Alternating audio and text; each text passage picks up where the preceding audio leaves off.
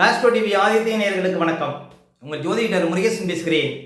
இன்றைய வீடியோவில் ரிஷபராசிக்காரர்களுக்கு இந்த ஜூன் மாதத்தில் என்னென்ன பலன்கள் நடக்க இருக்கிறது என்பதை பற்றி தான் இன்றைய வீடியோவில் நாம் பார்க்க இருக்கிறோம். தமிழுக்கு பராப வருடம் வைகாசி மாதம் 18ஆம் தேதி முதல் ஆணி மாதம் 16ஆம் தேதி வரை, ஆங்கில தேதிக்கு ஜூன் மாதம் 1ஆம் தேதி முதல் 30ஆம் தேதி வரை.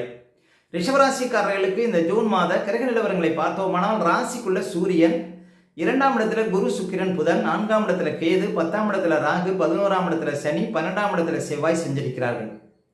அதே போல இந்த மாத கிரக பயிற்சிகளை பார்த்தோம்னா, இந்த மாதம் பாருங்க, ஜூன் மாதம் 1ஆம் தேதியே பாருங்க, இரவு குரு பகவான் ராசிக்கு 3ஆம் இடத்துல உச்சபலத்தில் அமர இருக்கிறார். ஜூன் 8ஆம் தேதி சுக்கிரன் பாருங்க ராசிக்கு 3ஆம் இடத்துல அமர இருக்கிறார். ஜூன் 15ஆம் தேதி சூரியன் பாருங்க ராசிக்கு 2ஆம் இடத்துல அமர இருக்கிறார்.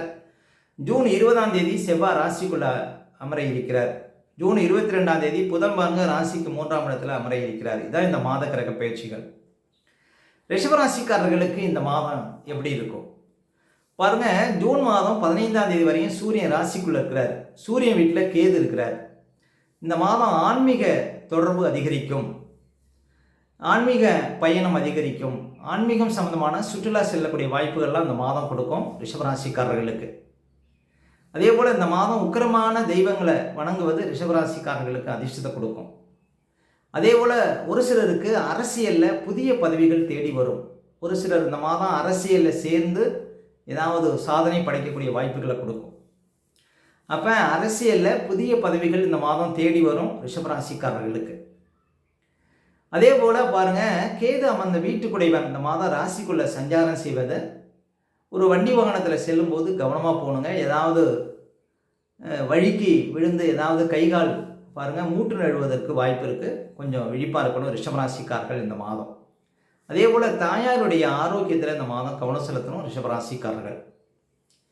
மேலும் சூரிய ராசிக்குள்ளே இந்த மாதம் சஞ்சாரம் செய்வது, உஷ்ணம் சார்ந்த விஷயத்தில் ரொம்ப கவனமாக இருக்கணும். காரமான பொருட்களை இந்த மாதம் ஜூன் 15ஆம் தேதி வரையும் தவிர்ப்பது நல்லதுங்க ரிஷபராசிக்காரர்கள். முக்கியமாக ஆன்மீக தொடர்பு இந்த மாதம் உங்களுக்கு அதிர்ஷ்டத்தை கொடுக்கும் அப்படின்னு சொல்லலாம். அதே போல் 2ஆம் இடத்துல இந்த மாதம் 3 கிரகங்கள் சஞ்சாரம் செய்கிறாங்க. இந்த மாதம் பண வரவு அதிகரிக்கும், பணப்புழக்கம் ரொம்ப சிறப்பாக இருக்கும் இந்த மாதம். அதே போல் பாருங்கள், 2ஆம் இடத்துல சுக்கிரன் புதன் இந்த மாதம் சஞ்சாரம் செய்வது உங்களுக்கு நல்ல ஒரு மாற்றத்தை கொடுக்கும்.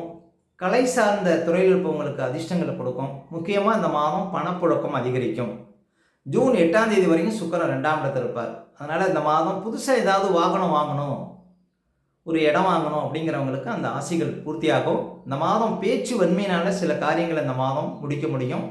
அதாவது சில காரியங்களை பேசி தீர்க்க முடியும் அப்படின்னு சொல்லலாம். ஜூன் 8ஆம் தேதி வரையும் ரிஷபராசிக்காரர்கள். முக்கியமாக இந்த மாதம் பாருங்கள், ஜூன் 22ஆம் தேதி வரையும் உங்களுக்கு புதன் 2ஆம் இடத்துல ஆட்சியாக இருக்கிறார். அப்போ ஜூன் 22ஆம் தேதி வரையும் பாருங்கள், உங்களுக்கு பண வரவில் திருப்தி பார்க்க முடியும். அதே போல் குடும்பாதிபதி வலுவாக இருக்கிறார். ஒரு சிலருக்கு குடும்பம் அமையக்கூடிய யோகத்தை கொடுக்கும். ஒரு சிலருக்கு குடும்ப விருத்தி ஏற்படும். இந்த மாதத்திலேருந்து ஒரு சிலருக்கு குழந்தை பாக்கியம் இருக்கக்கூடிய யோகத்தெல்லாம் கொடுக்கும் அப்படின்னு சொல்லலாம். அதே போல் அவரவர் செய்கின்ற தொழில் மூலம் நல்ல ஒரு வளர்ச்சி, நல்ல பண வரவு இதெல்லாம் இந்த மாதம் பார்க்க முடியும். வழக்குகள் இருந்தால் அது சாதகமாக முடியும். இந்த மாதம் 2ஆம் இடம் வலுத்திருப்பது உங்களுக்கு பணம் சார்ந்த விஷயத்தில், பேச்சு சார்ந்த விஷயத்தில் உங்களுக்கு அதிர்ஷ்டம் கொடுக்கும். கணவன் மனைவிக்குள்ள இருந்த பிரச்சனைகளுக்கு இந்த மாதம் தீர்வு கிடைக்குங்க ரிஷபராசிக்காரர்களுக்கு, குடும்பாதிபதி வலுவாக இருப்பது. அதே போல் இந்த மாதம் பாருங்கள், கிட்டத்தட்ட ஒரு வருஷமாக உங்களுக்கு 2ஆம் இடத்துல குரு இருந்தார். இந்த மாதம் 3ஆம் இடத்துல அமர்ந்து உங்களுக்கு 10ஆம் அதிபதி சனி பகவானை பார்வையிட இருக்கிறார். ரிஷபராசிக்காரர்களுக்கு தொழில் ரீதியாக, உத்தியோக ரீதியாக இந்த பிரச்சனைகளுக்கெல்லாம் இந்த மாதத்துலேருந்து தீர்வு கிடைக்கும். முக்கியமாக லாபஸ்தானத்தில் சனி பகவான் சஞ்சாரம் செய்து கொண்டிருக்கிறார். மீண்டும் உங்களுக்கு லாபஸ்தானத்துக்கு சனி வருவதற்கு கிட்டத்தட்ட 30 வருஷம் ஆகும். அதனால் இந்த சனி பகவானை குரு பகவான் பார்க்க இருப்பது இந்த மாதத்திலிருந்து உங்களுக்கு தொழில் ரீதியாக, வியாபார ரீதியாக பாருங்கள் நல்ல அதிர்ஷ்டங்கள் ஏற்படும். ஒரு சிலருக்கு புது வேலை கிடைக்கும், இன்க்ரிமெண்ட் அதிகரிக்கிறது, உயர் பதவி கிடைக்கிறது. இது போன்ற நல்ல ஒரு அதிர்ஷ்டத்தை கொடுக்குங்க இந்த குரு பகவான் பெயர்ச்சி. அதே போல் கேது பகவான் 4ஆம் இடத்திலே சஞ்சாரம் செய்து கொண்டிருக்கிறார்.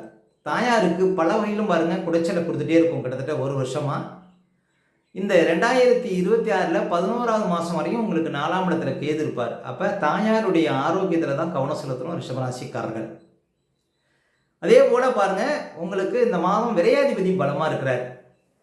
பொதுவாக விரையாதிபதி பலமாக இருப்பது உங்களுக்கு சுப விரயங்களை கொடுக்கும், சொத்து வகையில் அதிர்ஷ்டங்களை கொடுக்கும், புது சொத்துக்கள் வாங்கக்கூடிய யோகத்தை கொடுக்கும். இளைய சகோதரர்கள் இருந்தாங்கன்னா அவர்கள் வழியில் ஏதாவது சுப செலவுகளை கொடுக்கும், அவர்களுக்கு ஏதாவது நீங்கள் செலவு செய்யக்கூடிய யோகத்தை கொடுக்கும்.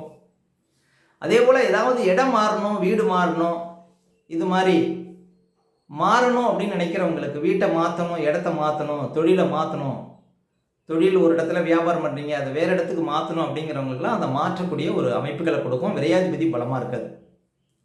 மேலும் இந்த மாதம் செவ்வாய் ராசிக்குள்ளே வரார். எப்போன்னு பார்த்தீங்கன்னா ஜூன் 20 செவ்வாய் ராசிக்குள்ளே வரார். செவ்வாய் ரிஷபராசிக்காரர்களுக்கு விரையாதிபதி. அந்த செவ்வாய் ராசிக்குள்ளே இருக்கிற வரையும் கிட்டத்தட்ட ஒரு 40 நாளைக்கு செவ்வாய் ராசிக்குள்ளே இருப்பார். அந்த செவ்வாய் ராசிக்குள்ளே இருக்கிற வரையும் ரொம்ப விழிப்பாக இருக்கணும் ரிஷபராசிக்காரர்கள். ஏன் அப்படின்னா செவ்வாய் விரையாதிபதி, தேவையற்ற செலவுகளை கொடுக்கும். அதே போல் வண்டி வாகன விஷயத்தில் ஏதாவது பிரச்சனையை கொடுக்கும்.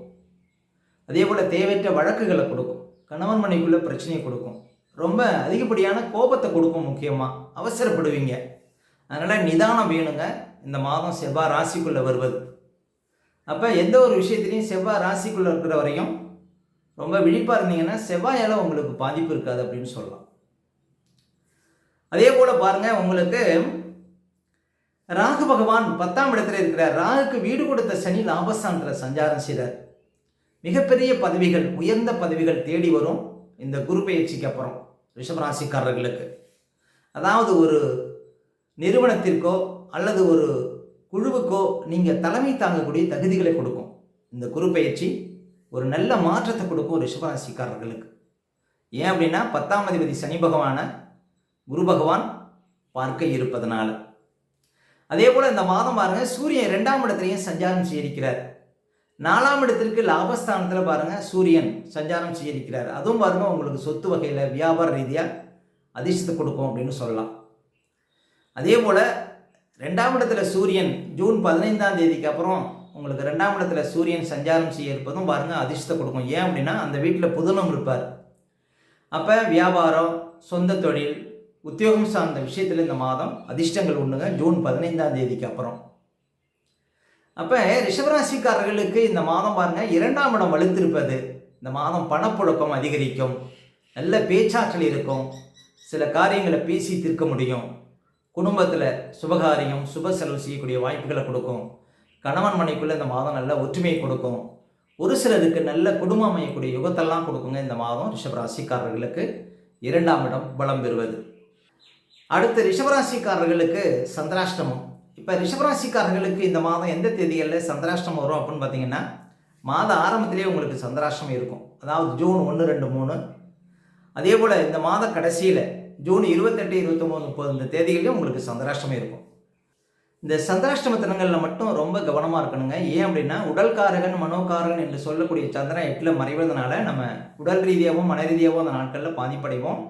அந்த நாட்களில் தாங்க இந்த பதட்டம், படபடப்பு, தெளிவில்லாத நிலை, மனக்குழப்பம் இதெல்லாம் கொடுக்கும். அதனால தான் சந்திராஷ்டம தினங்களில் புது முயற்சிகளை தவிர்க்கணும். அதே போல் வண்டி வாகனத்தில் செல்லும்போது பாதுகாப்பு கவசங்கள்லாம் கண்டிப்பாக அணியணுங்க. மற்றவங்கள்ட்ட பேசும்போதெல்லாம் ரொம்ப நிதானமாக பேச வேண்டிய நாள் பார்த்திங்கன்னா இந்த சந்திராஷ்டம தினங்கள். அதனால் சந்திராஷ்டம தினங்களை அனுசரிங்கள், வாழ்க்கையில் வளம் பெறுங்கள்.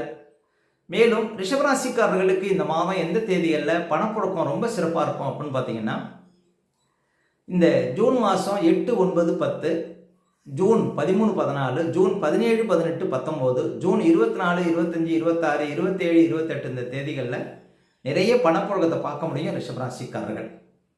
மேலும் உங்களுடைய சுய ஜாதகத்தை நீங்கள் பார்க்கணும் அப்படின்னா திரையில் தெரியக்கூடிய நம்பருக்கு கான்டெக்ட் பண்ணுங்கள். உங்களுடைய பிள்ளைகளுக்கு புதுசாக ஜாதகம் எழுதணும் அப்படின்னாலும் இந்த நம்பருக்கு கான்டெக்ட் பண்ணுங்கள். ஓகே, இந்த வீடியோ பிடிச்சிருந்தா லைக் கொடுங்க. உங்கள் கருத்துக்களையும் கேள்விகளையும் கமெண்ட்ஸில் பதிவிடுங்க. இன்னும் நம்ம பல வீடியோ கொடுக்க இருக்கிறோம். நம்ம சேனலை சப்ஸ்கிரைப் பண்ணுங்கள். பக்கத்தில் வர பெல் சிம்பிளை கிளிக் பண்ணுங்கள். நன்றி, வணக்கம்.